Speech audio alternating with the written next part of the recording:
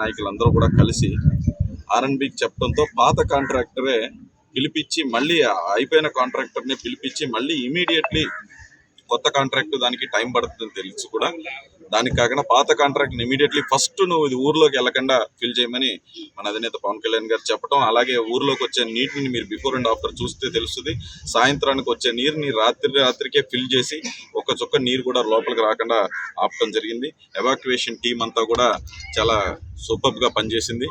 So దీన్ని ఇంత సక్రమంగా చేసి నిజంగా జీరో క్యాషువాలిటీకి చేసి అండ్ ప్రాపర్టీ డ్యామేజ్ని మినిమైజ్ చేసి ఏ ఇబ్బంది ఉన్నా సరే కాల్ సెంటర్స్ ద్వారా పార్టీ కాల్ సెంటర్స్లో వచ్చిందని కూడా ఇమీడియట్లీ రెక్టిఫై చేస్తూ మా పార్టీ కానివ్వండి, కూటమి నాయకులు కానివ్వండి, జన సైనికులు కానివ్వండి, అలాగే మండల revenue officers, secretaries, health department మొత్తం అందరూ కూడా కలిసికట్టుగా పనిచేశారు.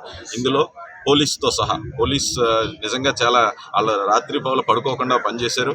అండ్ దీనికి కష్టపడిన ప్రతి ఒక్కరికి నా హృదయపూర్వక ధన్యవాదాలు తెలుపుతూ, అలాగే దీన్ని ప్రతి మినిట్ కూడా మా అధినేత పవన్ కళ్యాణ్ గారు పైన మానిటర్ చేస్తూ and especially Pithapuram development authority నిజంగా చాలా కష్టపడి వాళ్ళ ఒక సొంత పనిలాగా they are 24/7 they are on available.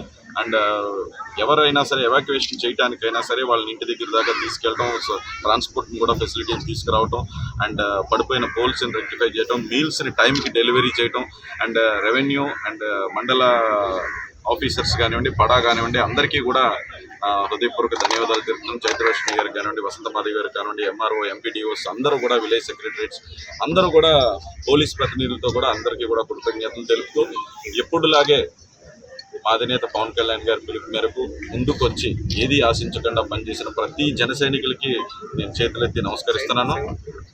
అలాగే దీనికి సహకరించిన మీడియా మిత్రులు కూడా మాతో పాటు మీరు కూడా పడుకోకుండా ఎవరైనా ఏదున్నా సరే ఫేక్ న్యూస్ని దాటి నిజంగా ప్రచారంలోకి దిగి ఒక సోల్జర్ లాగా మీరందరూ కూడా కష్టపడి ఇందులో పనిచేసి సహకరించినందుకు మీ అందరికీ కూడా ధన్యవాదాలు తెలుపుతున్నాను. Thank you.